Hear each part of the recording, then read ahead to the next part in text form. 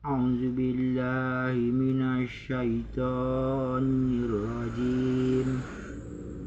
Bismillahirrahmanirrahim. Alhamdulillah. Kita lanjutkan dengan amalan berikutnya. Amalan taklim rumah. Allahumma sholli ala Sayyidina Muhammad wa ala ali Sayyidina Muhammad. Assalamualaikum warahmatullahi wabarakatuh. Kitab tentang adab. Diriwayatkan dari Anas radhiyallahu anhu. Seorang lelaki memanggil temannya di baki, "Wahai Abu Al-Qasim." Lalu Rasulullah sallallahu alaihi wasallam berpaling ke arah orang yang memanggil itu. Orang itu terburu-buru berkata, "Wahai Rasulullah, aku tidak sedang memanggilmu, tetapi aku memanggil si Anu." Rasulullah sallallahu alaihi wasallam bersabda, "Kamu bisa menggunakan nama dengan namaku, tetapi jangan menggunakan gelaran dengan gelaranku." Abul Qasim. Diriwayatkan dari Jabir bin Abdullah radhiyallahu anhu. Salah seorang di antara kami mempunyai anak.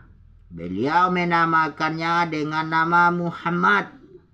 Orang banyak berkata kepadanya, "Kami tidak akan membiarkanmu menamakannya dengan nama Rasulullah sallallahu alaihi wasallam."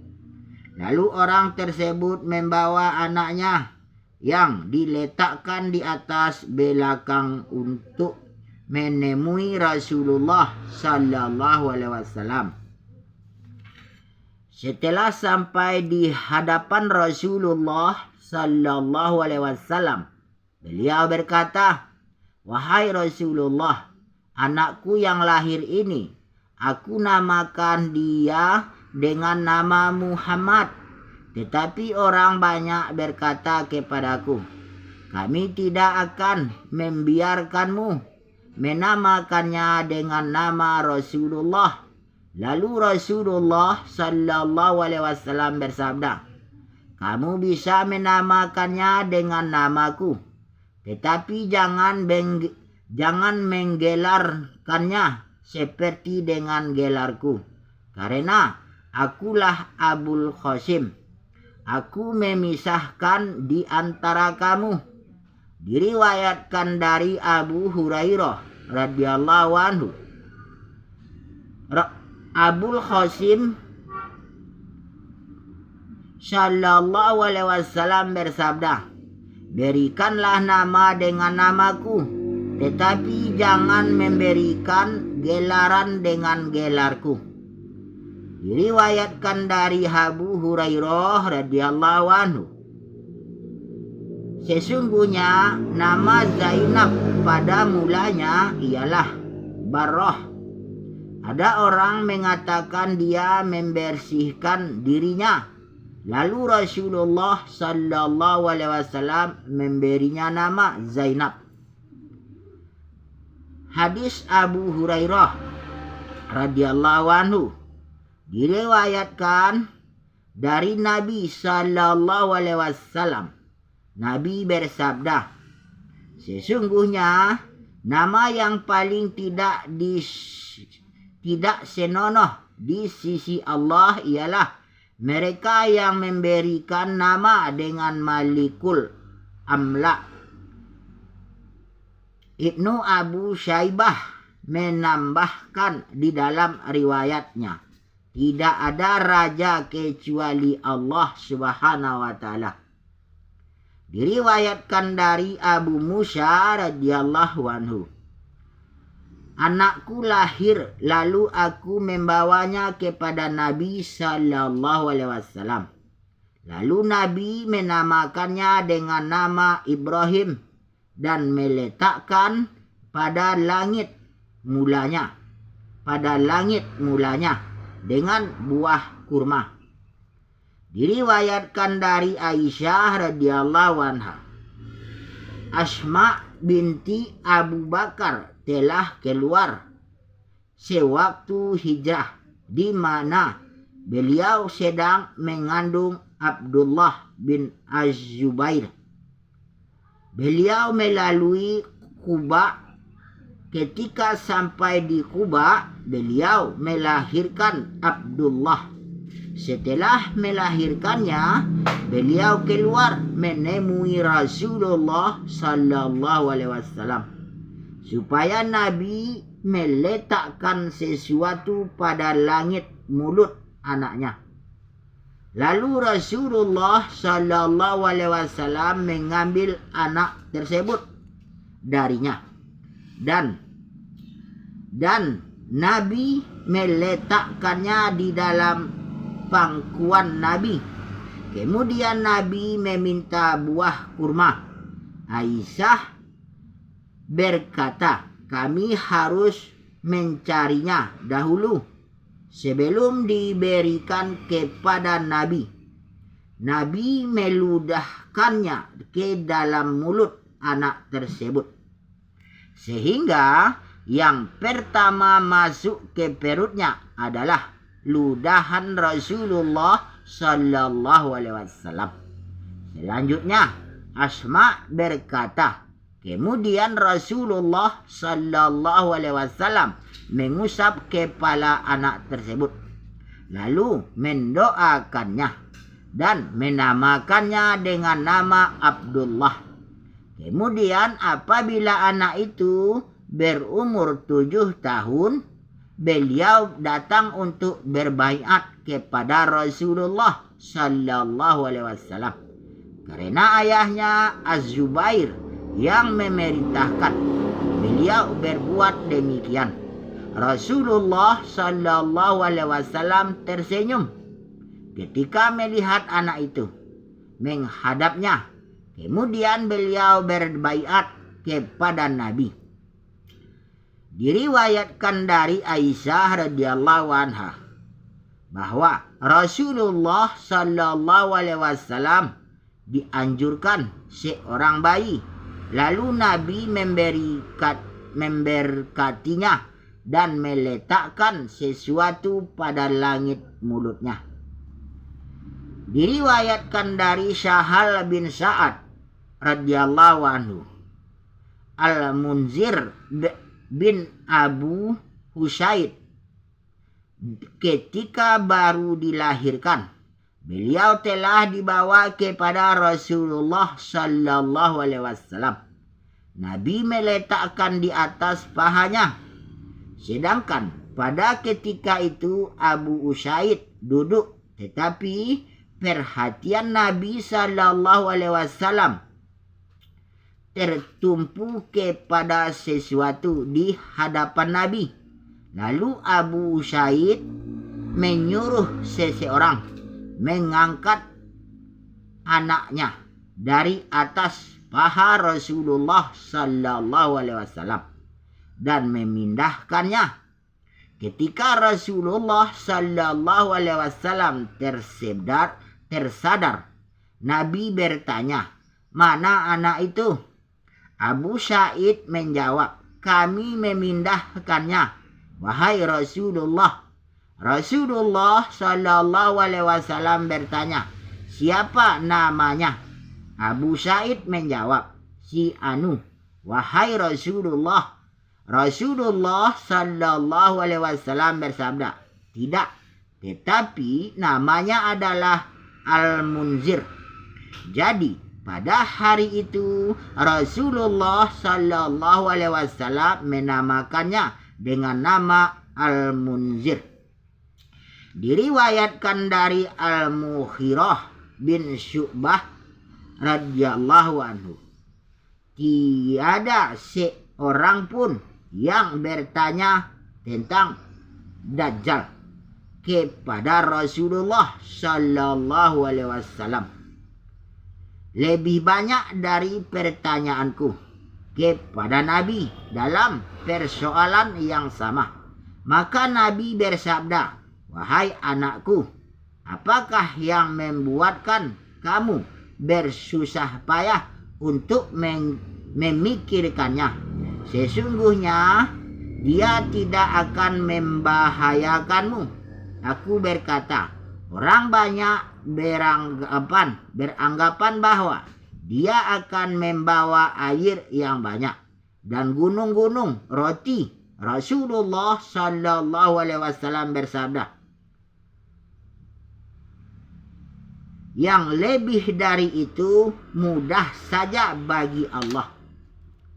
Diriwayatkan dari Abu Sa'id Al-Khudri radhiyallahu anhu, "Aku berada di dalam majelis orang-orang Ansor di Madinah. Tiba-tiba Abu Musa datang dengan ketakutan. Kami bertanya kenapa dengan engkau?" Abu Musa menjawab, "Sesungguhnya Umar menyuruhku supaya datang kepadanya. Aku pun datang. Setelah berada di hadapan pintunya, aku memberi salam sebanyak 3 kali. Tetapi tidak ada jawaban. Lalu aku pun pulang. Tetapi setelah aku berjumpa lagi dengannya, beliau bertanya, Apakah yang menghalangimu datang kepadaku?" Beliau menjawab, "Aku telah datang kepadamu. Aku memberi salam 3 kali di hadapan pintumu. Setelah tidak ada jawaban, aku pun terus pulang." Berdasarkan peristiwa tersebut, Rasulullah Sallallahu Alaihi Wasallam bersabda, "Apabila salah seorang di antara kamu minta izin 3 kali, kemudian tidak mendapat jawabannya, maka hendaklah dia pulang." Diriwayatkan dari Abu Musa al-Asy'ari radhiyallahu anhu, Abu Musa telah datang menemui Umar bin Al-Khattab, lalu mengucapkan, "Assalamualaikum." Ini adalah bin Khais, tetapi tidak ada jawaban. Maka sekali lagi beliau mengucapkan, "Assalamualaikum." Ini Abu Musa. "Assalamualaikum." Ini Al-Asy'ari. Kemudian beliau pergi untuk pulang. Tiba-tiba Umar muncul dan berkata, "Datanglah dahulu." Setelah Abu Musa datang, Umar bertanya, "Wahai Abu Musa, mengapa engkau cepat hendak pulang? Kami sedang melakukan suatu pekerjaan." Abu Musa berkata, "Aku pernah mendengar Rasulullah Sallallahu Alaihi Wasallam bersabda, minta izin itu 3 kali. Jika engkau mendapat izin, maka engkau bisa masuk.